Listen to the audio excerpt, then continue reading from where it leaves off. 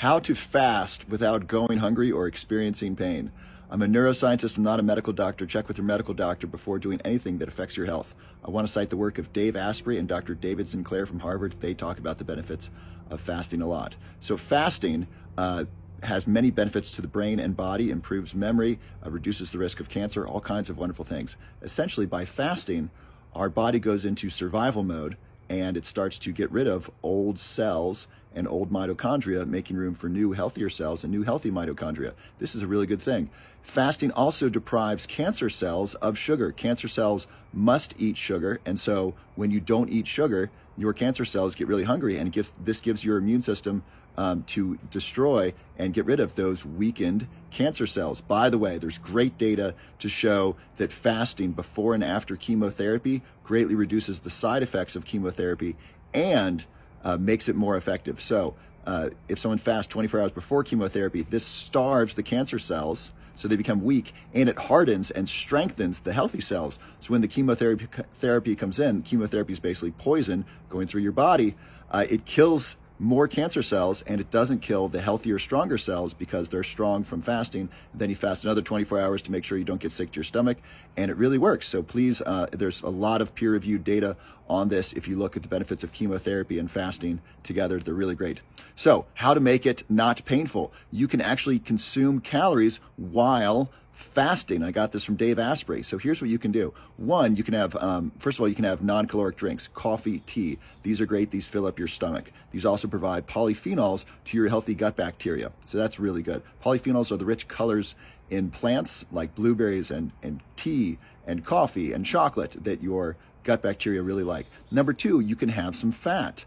Fat will not throw your body out of a fasted state. What throws your body out of a fasted state is sugar, or carbs, and protein.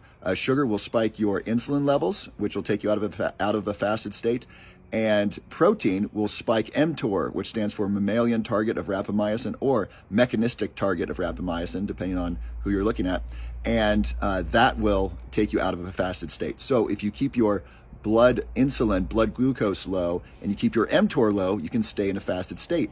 And you can do this and still consume fats. And so some fats you can have MCT oil, that's great, and that's turned very quickly into ketones by the liver, and that provides your brain with great energy, so you feel a lot better. So MCT oil would be my number one fat for fasting because it's quickly turned into energy and feels really good.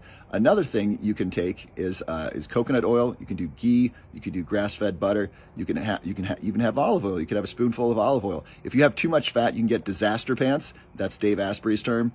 So don't have just too much fat, but you can have a little fat in your coffee, or just even like a spoonful of coconut oil, and that can help get you through the day. You can also have non-caloric sweeteners. You can have stevia. You can have monk fruit sugar. These will not take you out of a fasted state because these don't spike insulin or glucose or mTOR.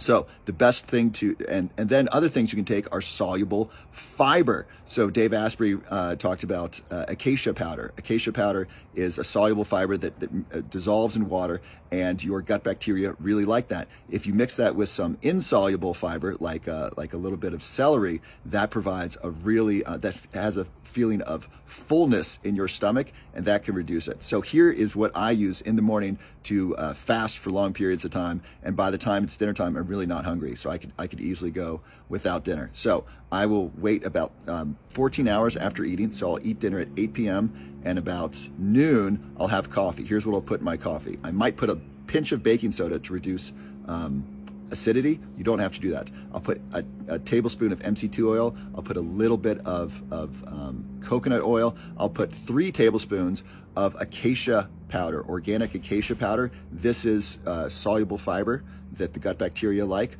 I'll blend that up with a little cinnamon, maybe some curcumin and black pepper. And so it's got these brain nutrients in it as well, other antioxidants. That's a delicious drink. And then I'll eat half a stick of celery. That half a stick of celery provides great insoluble fiber, that really great fiber that fills up the gut. And I'll have that and I'll feel really full. And then if I want something later in the day, I can also do that same recipe essentially with matcha. So replace coffee for matcha. So instead of organic coffee, I'll do a half tablespoon of matcha, and blend that with MCT oil, coconut oil, a little ginger. I like ginger with the matcha.